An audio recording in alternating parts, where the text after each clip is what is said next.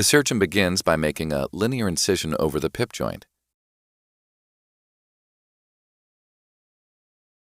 A saw is used to resect the head of the proximal phalanx. It is important to also resect the base of the middle phalanx down to subchondral bone to ensure adequate engagement of the screw.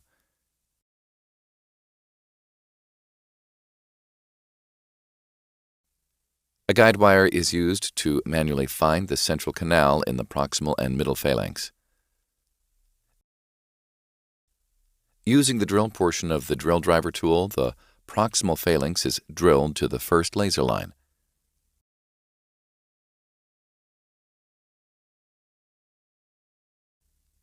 The drill driver tool is then drilled through the middle and distal phalanx and out the end of the toe, leaving the driver portion in the pip joint.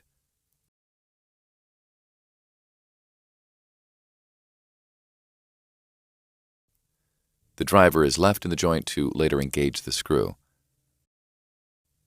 Using the extra driver in the kit, the screw is inserted into the proximal phalanx until the distal threads touch the bone.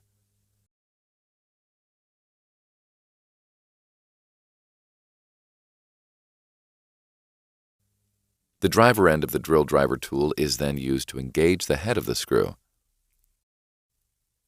While holding the middle phalanx steady, the screw is turned counterclockwise into the middle phalanx until 2/3 of the distal threads are engaged. The surgeon then turns the screw clockwise to compress the joint.